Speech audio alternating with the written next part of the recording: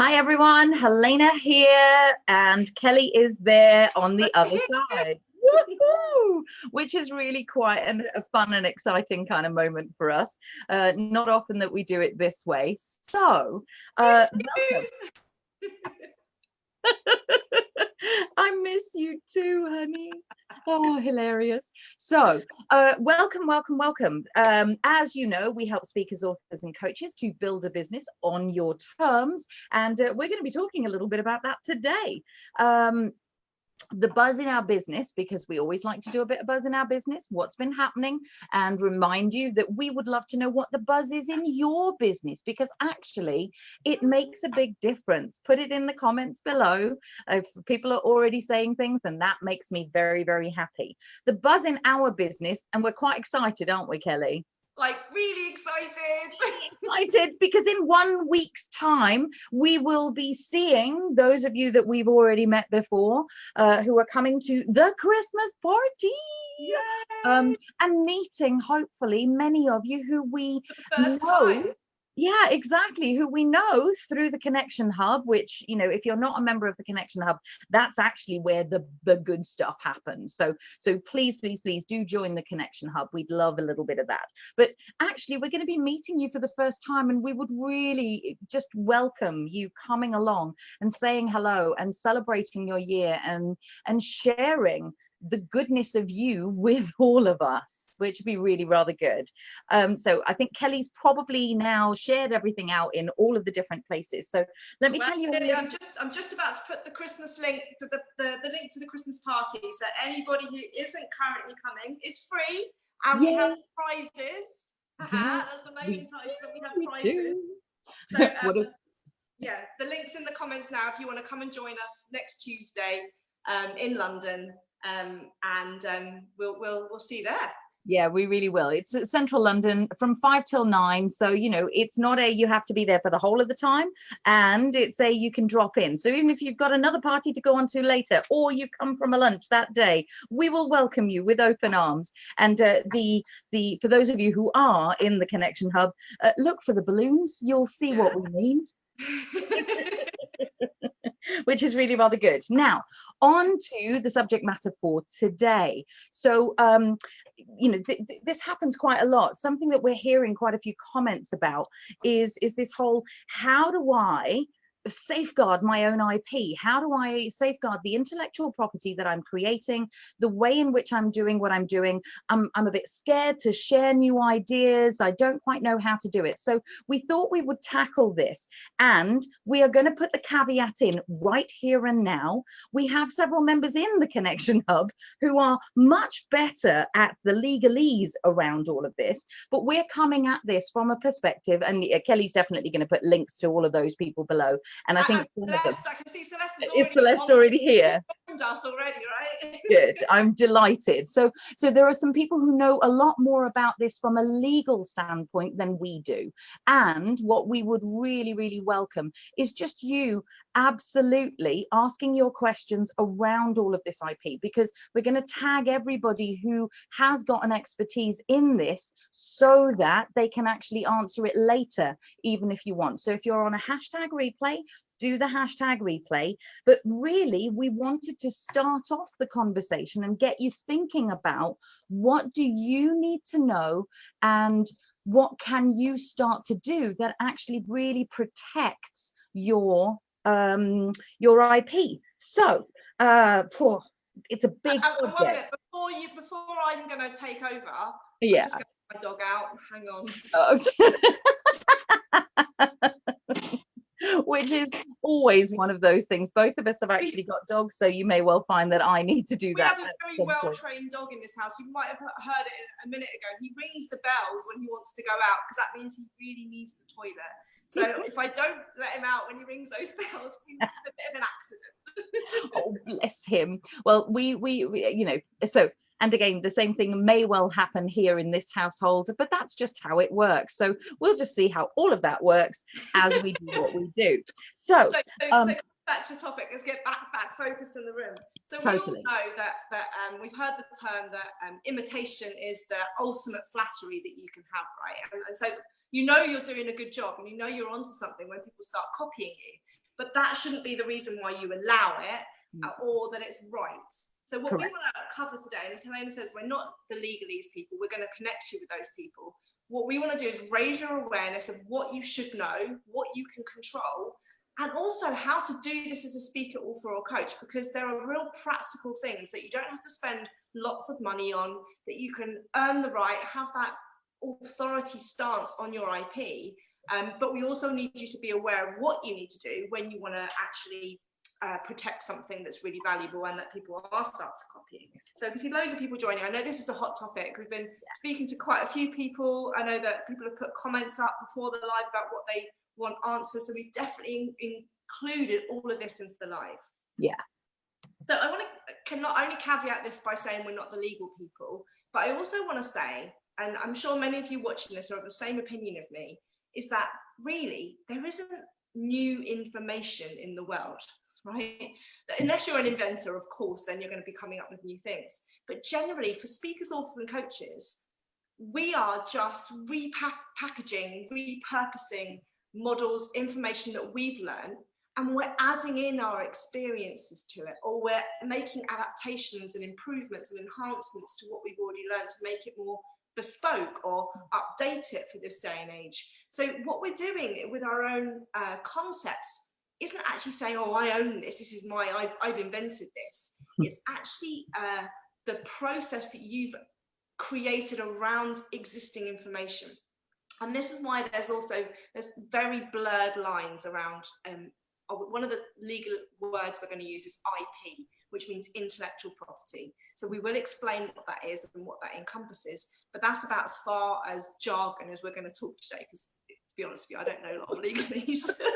But so that's one of the things I want you to first get your head around, is that there are people that say, oh, you know, you can't use that terminology, you can't use the word sales funnel, you can't use the word business plan because I own that. Well, bollocks, basically. It's a general term. And so there are things which you haven't created. However, if you are a speaker, author, or coach and you've created a specific methodology around a sales funnel or around how to put a business plan together, then that is something which is your own creation. It's your own spin on things which you can make into some intellectual property. And that's the stage when you might start thinking about protecting it. So, for example, we've got, and I'm sure all of our listeners here, some people all call it intellectual capital, Estes, love that. That's really rather lovely. I know. I was going to butt in and say that because I really like the term, right? So a lot of you that know us know that we use our strapline a lot, on your terms, right? So that's something which our whole business methodology is built around. Everything we tell you to do is always on your terms. We don't create cookie cutter approaches to stuff. It's very bespoke to how you want to run your business. And so we're not going to come down on people if they start using on their terms in their copy, because actually it's a bit flattering. People start using it because they hear us talking about it all the time. Kind of fun, actually. So, but the thing is that we've got a lot of depth to that strapline on your terms, because actually it's one of our core teaching methodologies. From the day that we launched, we created terms as an acronym, and that's a whole process that you go through whenever you want to make a decision in business. So we've actually created a teaching methodology around our strapline, which again makes it part of our foundation. It's something that we talk about all the time, and that terminology is getting more and more recognized with Speaker Insight as we go on.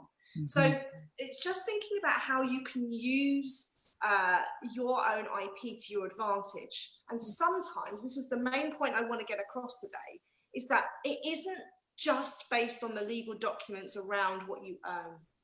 The most important thing for you to do is to be consistent, to always be putting your stuff out there, to be real, have that ownership and that real, backbone, that what the green flag in the sand, as Helena would say, around your content. So everything is around the concepts that you're talking about. You become the authority on that subject. You become associated as the go-to person. Your content complements what your frameworks, your IP, your real intellectual property is around. And that's what we want, because that's going to give you much more gravitas than a little signed document saying, I own this. Because the more that your audience is associating you with a concept, a theme, a methodology, the more you're going to be recognized as the go-to person for that thing than a signed bit of document that nobody's going to see. I am not saying that legal documentation is not important though. Celeste will be on me like it's absolutely, it'll be vital for you, and for some reasons that I'll go through a little bit later. But we aren't saying that you get to own and claim it out in the world. And the more you utilize it, the more people become familiar with the fact that you are actually using it and sharing it, the more it becomes associated with you in the first place. Definitely. So the first place to start on this subject area is to identify, okay, so what IP might you already have and what might you need to be thinking about protecting? So from a speaker, author, coach point of view, you're probably going to have some of the staple things like your logo, maybe some artwork that's associated with what your foundational principles are. As I've just mentioned, your framework. So anyone that's been on the retreat or is on our Changemaker Central membership program are creating signature frameworks that their whole company structure is based around. All of their core principles that they teach are based under this framework. That's definitely IP. And you might also have teaching methodologies which are separate to those frameworks, which are ways that you actually get your information across during coaching sessions or doing your speaking gigs. So these are things are actually your content methodologies. And then you've also got your brand and your name, which you might also think about having protected, especially because lots of you, as we encourage you to be, is you are your business, right? So you are the heart of your business. So your name and your brand is probably going to be quite important for you. And something that I was speaking to actually Dawn about earlier on the chat is that if you're an author, you've got a book, right? And so a lot of people don't realize that when you've published your book, it's already copyrighted, right? For the last, however long you live and 70 years after you die. Yeah. So that's something that people don't realize, that actually when it's out there, it's already copyrighted. You will, and before any of them jump on my... I know. Like, what? If you ever try and sue somebody though for copying content in your book, it's much harder to do it if you haven't registered that copyright, which, you know, isn't a lot of money. You don't have to go through a whole legal system to do it. But a lot of people would actually copyright the content of their books and register that copyright rather than just have it as the standard one out there. But it's not essential. Yeah. So these are things that I just want you to think about. What have you got in your current business, or if you're starting off new? You're in such a good place if you're starting off new. Because you can go and do the research and you can say, is anyone using this strapline? Is anyone using this brand name? Is anyone trademarked this in a certain industry or film or category? So you can actually do the work before, rather than going, oh my God, I've had my business for 10 years and I've been doing this and I didn't realize that some of my competitors are using exactly the same terminology or whatever. So you're in a much better position. Helena, while I'm talking, are you okay just to check out Clinton's comics? It looks quite big. I am. I was in the process of reading, so it's all good. These are the things that you need to think about protecting, because these are things that are not just going to be a flash in the pan thing that you're just going to talk about once and never going to come up in conversation again. Your brand, your frameworks, your name, your logo are things that are going to last for as long as your business lives. So as you grow and more eyes get on you, the more protected you need to be. What I don't want any of you to do is to use the fact that you haven't got anything protected to stop putting your work out there. Don't use it as an excuse to don't start stuff. Yeah, because exactly. The more you start putting stuff out there, the bigger the case you have for actually, claiming that right. But also, you just don't know what's going to land. And if you start throwing money at logos and terminologies and things before you're actually really happy with it, we know that the process of a speaker, author or coach is a journey of development. And those 1 to 3 years in the early stages is such a renewal and a refinement, and you go through many phoenixes. It's that actually get it out there first. Let's see what lands. Let's see how you develop. Let's see what lasts. And then when we get to that level where we can actually afford more legal services and we can actually know what we're going to last us for the test of time, then we can start protecting things. But I don't want you to stop doing any action and putting stuff out there until you've got dots and I's crossed. Yeah. And So let me just share what Clinton's actually saying, because it is really relevant, and I feel like I'm about to go down a rabbit hole, and I'm gonna do my best to stay out of it. So Clinton, love what you're saying, and we do have to be very careful not to plagiarize. E.g., situational leadership is a trademarked, and Hershey Blanchard protect it vigorously, even though these are two everyday words. The point about it is they didn't necessarily used to be everyday words, and that's the point here. You or they, because they've been using it, it's become common parlance through the books, through all sorts of the training that they actually do. Even 360-degree feedback is a trademark by Manpower. In the USA, this is especially challenging. You used to be able to attribute things, but that no longer seems to work with some, and that's where I'm semi going to go down a rabbit hole and do my best not to, because I was actually reading up a whole bunch of stuff around those of us who do podcasting, because of course as speakers, authors and coaches, that for a lot of you are actually, it's one of the really good ways that you can actually go out in the world. And there are some hefty rules around how much you can share of somebody's stuff. It may not be enough for you simply to say this was Stephen Covey's work, for example, or something along those lines. There is a lot of depending on the percentage of what you're sharing, and sometimes not even, you do need to, and do your best to, go and actually get express permission and licensing for doing it. I mean, just this weekend at the retreat that I ran, I actually was showing a movie, and so obviously I was, I paid my £90 to be able to publicly show a movie. There are so many little bits and pieces that we need to do, because in effect I was sharing their IP, Pixar's IP, to a bunch of people in a public setting. So I needed a license to be able to do it. So you are so right. And so the best thing for you to do is to check what's the harm in asking. And hey, you never know what connections you'll make, right? And that's also quite a useful and interesting one. Now let me backtrack a little bit, and let's actually kind of go back to this. So thank you, Clinton. I really do agree. And Celeste is saying quotations are tricky, and we might just get her to do a little bit more on that one. Celeste, I would actually really love it if you don't mind. Can you put a link through to the blog that you've got about the person who trademarked their own name and how that got them in trouble? That would be really amazing, if you don't mind. That would be fantastic. Now, so 4 core types of protection. So let's go back to the basics, because most of us probably need to go for basics first, and then you can go down rabbit holes. So which kind of protection do you need, and why do you need it? So I'm going to go broad blanket. And again, when you have done the audit of what might I actually go to look to protect, then definitely get some specialist help. But as a broad blanket, 4 types for you. Patents, or patents, depending on how you are pronouncing it. I don't actually mind. They really are for your inventions, for the products, for the physical things, and also the processes that you've actually got.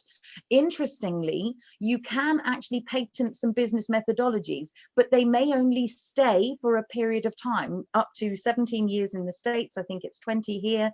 The World Intellectual Property Organization will give you more information on that one. But really, you can actually, because after a while, as Clinton's just highlighted, the situational leadership begins to come into, so if they just patented it, it begins to come into common parlance, and actually that becomes such a part of what we do that the patent is no longer available. However, trademarks and copyright, which I'll just talk about in a moment, they actually, you can renew them year on year. So even that in itself is a real consideration. Now, copyrights are for all the creative work, or whether you write songs, poems, books, anything that takes your creativity, and in essence, and again I'm blanket saying it here, anything that takes your creative work, you can copyright so that you protect the content within it. Does that make sense to all of you?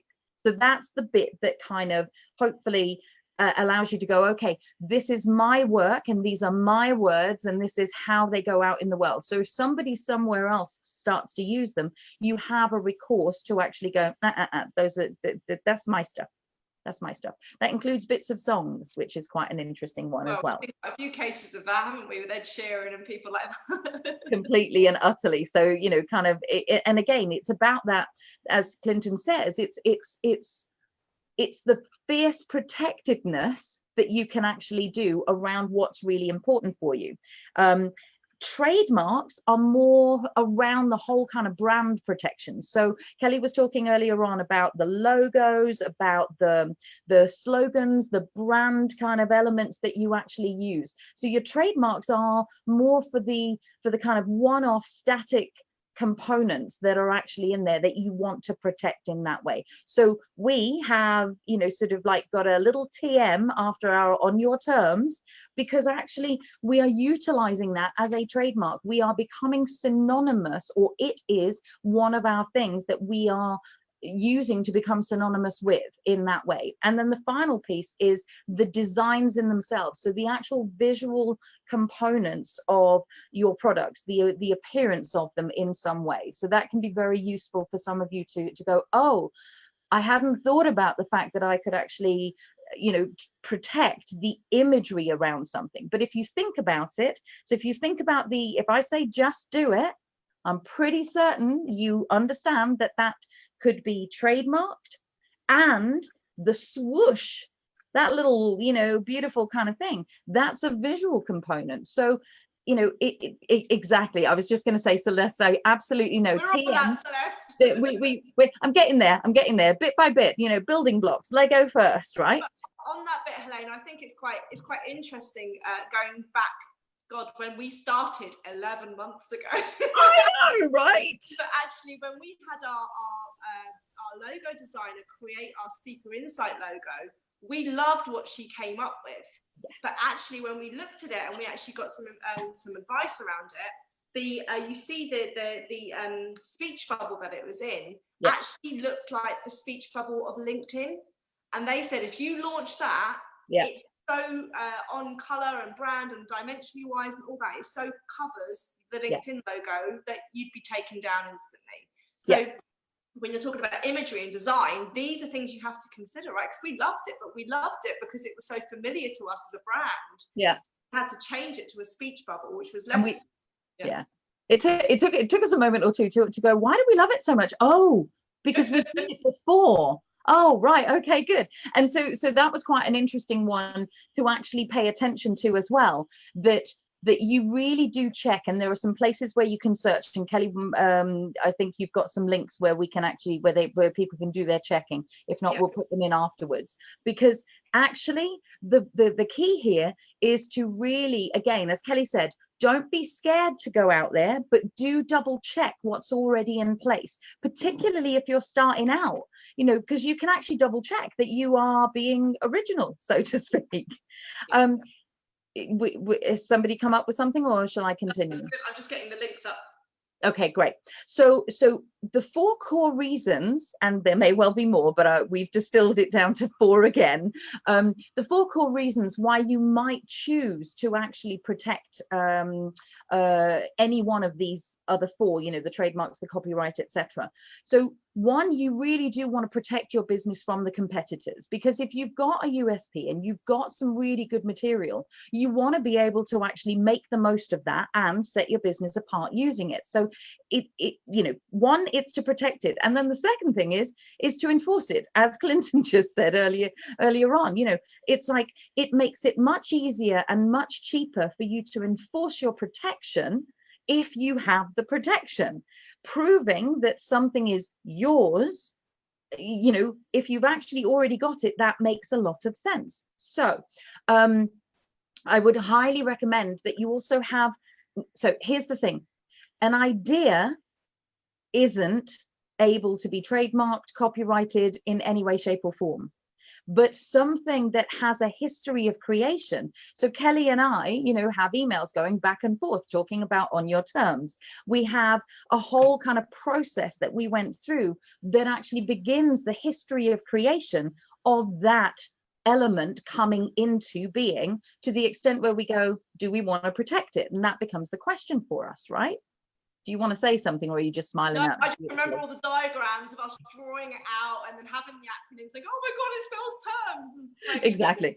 Exactly. all that is documented, and we've got all the documentation of that creation process, as I said, in a Dropbox folder. So anything you should be doing is like when you've got ideas and concepts, one of the old rule is that you have it all written down and you post it to yourself with recorded delivery, and you never open that envelope, so that whole proof, of the date stamp of when you actually came up with that idea and the documents behind it, and then when it got delivered to you, is a real simple way of actually, I don't know how well that stands up, but I've always been given that advice, is that actually if you come up with something new, do that element for yourself to keep that history record.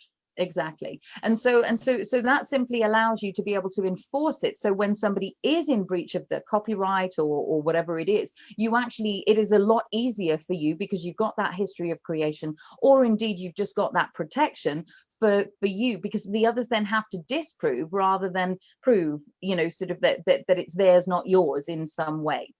The other thing, and these are the bits that we really, really love, and this is actually for us why we recommend that you start thinking about this, is that it sets you apart, because you become, in the eyes of others, a business that really cares, that really takes itself seriously, that actually is literally putting your money where your mouth is. It's important to you to protect your IP. Therefore, it must be important for you to share in that way. So it's a really, really big thing. And here's the next little piece. It does actually add value, not just in goodwill, not just in how people actually receive and respond to you, but at the last kind of round of investigating, businesses that had trademarks added to their business made 7% more revenue than those who don't. That's a tangible bottom line benefit of actually protecting your IP. Yeah, it's one of those things that, and you can attribute that 7% increase to lots of things, right? It's that being seen as the authority, as the go-to person, that they've got credibility behind them. They've actually got something passed as protectors, so therefore it must really stand for something. They are unique. All the things that we teach you about positioning. Yeah. The TM is actually adding to that. It's building that level of trust with your customers. Yeah. I care about people not having their hard work stolen, is what Celeste says. Exactly. And it's exactly that. And it's proven by the EU, which is what Celeste is just actually saying. So the whole thing about this is that, your hard work can be protected, and actually it's not that hard to do it, which is really wonderful. There are some things you might want to be aware about in terms of your rights.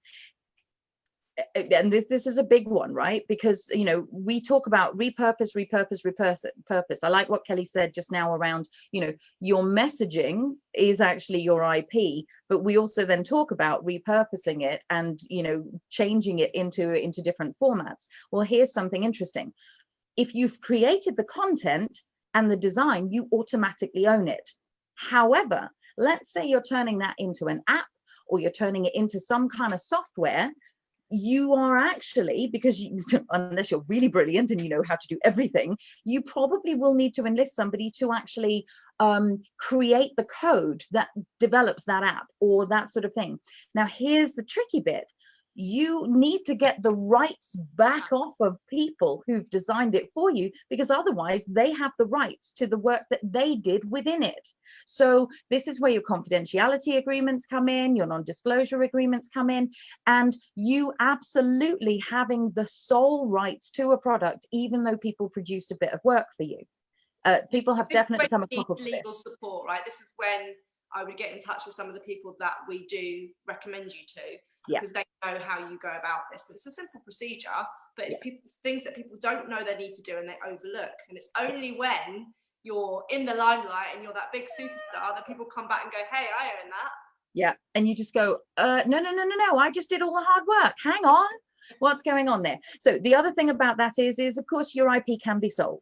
So the more you get it out there, the more it's protected. But if you are starting to look at licensing, or even if you are at the beginning stages, but you want to create something that's going to be licensed, you need to own it, because otherwise you're not really going to have the rights to sell it in that way. So, and you need, that's one of the things that people don't realize is actually when you've got IP, it actually is a line on your balance sheet, right? There's a monetary value to your IP. So also with people like Stephen Covey and his 7 Habits of Highly Effective People, that's all protected, and therefore he can license that methodology out to his trainers who pay a license fee to be a Stephen Covey trainer every year, right? So this is why it's really important for you to know what your foundations of your business is, your core messages, your IP, and to know how you can use them, but also knowing what your business model is, how other people can use them under your umbrella legally. Yeah. And so really the whole thing is, what do you want to protect? How are you actually going to go about it? And Celeste is saying, always remember the contracts and make sure you are the rightful owner of the work done for you. And that's really the key thing that we're saying here. So I'm going to hand it over to Kelly just to kind of talk about some really practical ways, because we've talked about the kind of, what is it and how might you do it and what kind of thing might it fall in under, which are some thinking points for you. But here are some practical ways that you can actually begin to do that right now. Yeah, and I think just picking up on Celeste's comments earlier about the TM symbol, that it's not actually legally bounding, and this is one of the things people don't realize. You can use the TM symbol without anything being registered, right? That's just you claiming your right to say, look, I'm associating myself with this tagline or with this logo or whatever it might be. But it's not a legal thing, the TM. The trademark won't actually stand up against anything if anyone tries to copy you. What happens is when that trademark gets approved, you get the registered symbol, you get the little R in the circle. Yeah. And we're not going to go into loads of detail around this, but for some people, when you have identified that logo or that phrase that you're using regularly, then TM it. There's no harm in doing that. You can do that straight away without registering for anything. And it's that perceived authority that people who don't understand legalese will go, oh, they've got that trademark, oh, I need to think something else, because people don't understand the depths of the knowledge of the legal industry to know how you can use these things.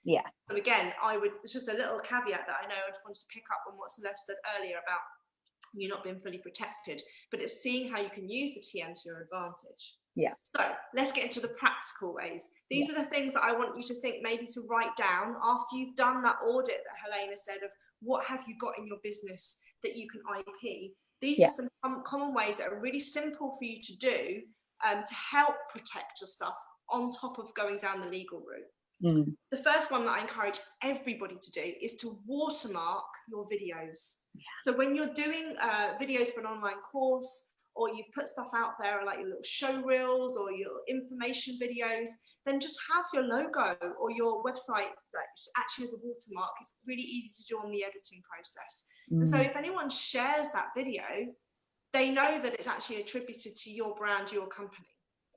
Obviously, if you are in your videos, like say if somebody shared this, then it's a bit hard for them to pull this off as their content. Like, oh yeah, it must be this. Speaking, right? But some people do videos where it's voice over PowerPoints and text and more movie images and stuff.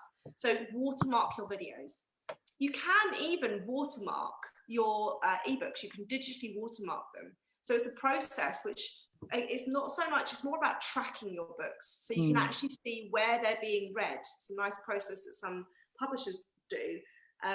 Oh my goodness, I've just taught Celeste. We'll chat later, honey. Okay. Yeah. So watermarking your books or your videos. The people who read the books don't see the watermark. It's something that's coded into the back. But again, it's just a way of you tracking those things. One of the things I love to do is set up Google alerts. So you can set up phrases in Google alerts like your book name, your author name, and maybe your company name. And when those three things come up in a search, you'll get emailed saying, oh, this blog was written about you today, or this bit was copied, this bit of text was said about you. So you can actually go and say, did they copy too much as a quote? Because there's a certain amount of text you can actually use. But you can actually go and track and see it's great just to know who's talking about you anyway, so you can get involved in those conversations. Of course it is. But it's a real simple way of actually, having your framework name or your company name or your brand name come up and be aware of when people are talking about you, and that's automatically done for you. As I said, become the authority. This is the thing. The more you can put content out there, consistent content on key themes, which we've done Facebook Lives about, guys. Go back into our recordings and go and see all of our Facebook Lives about how to be consistent on your content. The more your audience is going to associate you with those things anyway. They're going to know your frameworks, your teaching methodologies, your phrases, your brand names, all the things that you actually want to get protected. If you can actually get more recognition from your audience about, yes, that's what they talk about, then you've already got the gravitas and what you're looking for anyway. And the proof. And the proof, yeah. So one of the other things that we say when people go, oh, I've got an idea, I've got about this book or this thing, but I don't want to tell you about it yet because it's new and it's a concept. Then what you can do is you can get people to sign NDAs, which is a non-disclosure agreement, before you actually start to talk about that topic. Now, in my opinion, NDAs aren't really worth the paper that they're written on, because you can easily trump it and get over it. Most lawyers can overcome NDAs. But again, it's very similar like the TM side of things. For people who aren't aware of legal terms in the legal industry, signing an NDA is actually a massive deterrent for them, because they think that actually this person's really serious, they've got something they're protecting, and I've signed this now. So again, I would use an NDA more of a deterrent, more than I've got everything protected and I can't take them to court on that, because it's a legal document. And it is also a way for people to know and understand, back to you are taking your business seriously. It is a way for somebody who's doing some work with you or alongside you to actually kind of state, I'm serious about this, and actually, if it comes to it, I will definitely be taking action in some way. So I think there's an intention that sits behind it that is as valuable or more than the actual bit of paper, if that makes sense. I love it. Celeste didn't know about Google Alerts either. I know. It's like, yay! But this is actually what I love about what we do here is, we say this all, well, we don't say it all the time, but the ethos behind us setting up Speaker Insight really is that we don't teach speakers how to speak. We don't teach authors how to write. We don't teach coaches how to coach. What we do is actually help you build a business and do the consideration behind what needs to be in my speaker, author, coach business, so that I can go out and speak, write, or coach in the way that I want to and share my message with the world, which is why we set up the Connection Hub in the first place, because actually it's the place where people like yourselves help each other to do those things. Yeah, and we're not the experts, right? That's what we've got people like Celeste here who are like, the people that we go to if we had problems in the legal world. Yeah. So, and this is something I want to pick up. This is the practical thing that she's just mentioned. When you see someone copying your stuff, yes, challenge them. Okay. Yes. This is not the time to put your head in the sand. This is not the time to ignore it and go, they might go away. It's really simple. For the first step for most people is just an email or a letter with a screenshot saying, this is your stuff. This is what we think you've infringed in our copyright. This is what we've done. And can you please take it down? Yeah. That stuff doesn't, and I'm sure there's much more prettier way of putting that, and probably some points you need to include that I'm sure, people like Celeste will let us know. But that first immediate challenge is mainly the only thing you need to do. That will deter majority of people. Because it's that, okay, if you don't do this, my lawyer will get in touch with you. This is their details. If you need to take it down in the next 48 hours. Yeah. It's then when it's the next stage that you need to take that legal action and get people to work on your behalf. But you need to challenge it. You need to nip it in the bud as soon as possible. Because when you challenge one person, they know loads of people, I tried to take this down because I was infringement. And most people don't even know that they're doing it, right? Mm-hmm. It's really, it's an unconscious thing, unless they plagiarized it completely. So the main thing I'm saying there is that don't let things go by. Take action, challenge them, don't ignore it. And I know that and Celeste said you can always send an invoice to them. Yeah. Nice. That I've seen that done. People I've seen somebody get an invoice sent to them because they used an image in their blog which wasn't a royalty-free image. It wasn't something they got from stock photos or anything like that. They basically got this image off another company's website. They didn't know it because they just Googled images and took it. But they've obviously got a lawyer or somebody working for that company who's trailing the internet all the time, especially if you haven't changed the name of the file of the photo. Yeah. And they're looking for these things and seeing you're using it in a commercial setting. And they got billed like 600 quid or something for that, using that image. So just like Celeste said, that's what you can do.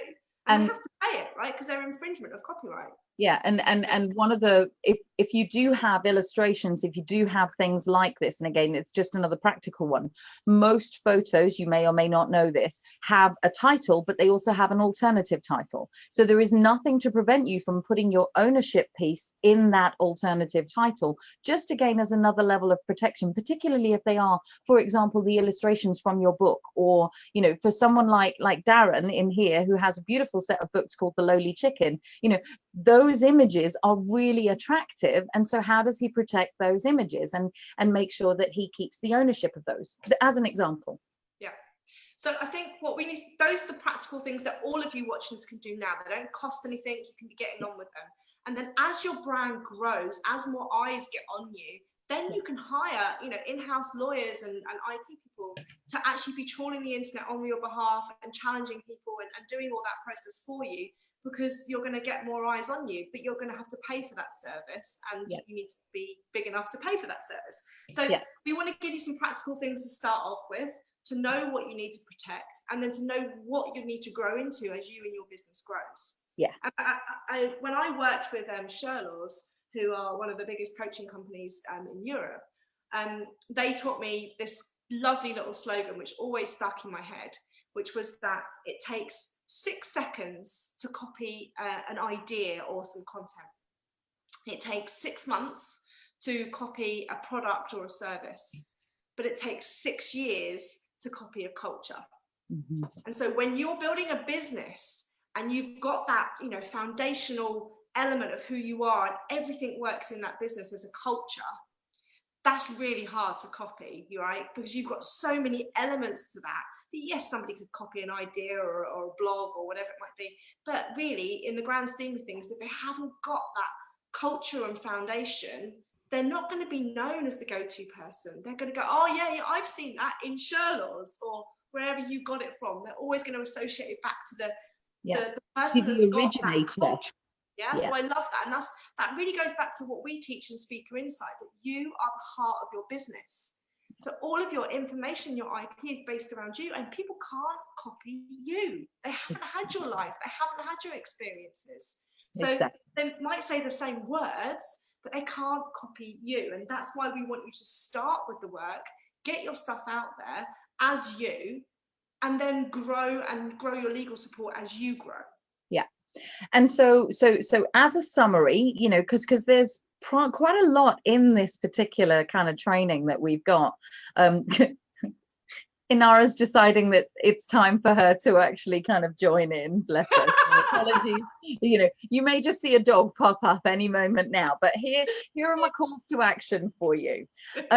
Do some research, and Kelly, a little bit further up the comments now, the gov.uk, and so I'll do it for the UK, you do have the equivalents in other countries, but there is a really fantastic resource, the first one of the two, the one that says gov.uk, hang on, I'm just going to scroll, /blogs/equip. That one will take you through to 4 absolutely brilliant training grounds that take you about 15 minutes. So if you want to know more about, you know, trademarking or copywriting or whichever one of them it is, that is a really, really great thing to do, because actually doing that first search on something that you've been using or you're intending to use to just see what else is out there really can be a good starting point that might make you go, actually, I'm not going to buy that domain name. I'm going to switch it a little bit and buy this domain name instead, for example.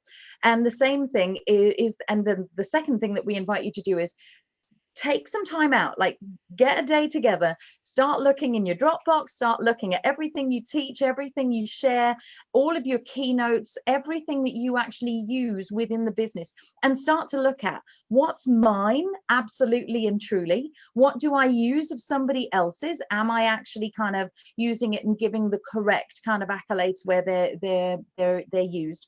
And most importantly, make that list of what might I consider actually protecting, and which way am I going to do it? Will it be, do I need to go for the trademarks, the patents, the designs, the copyright?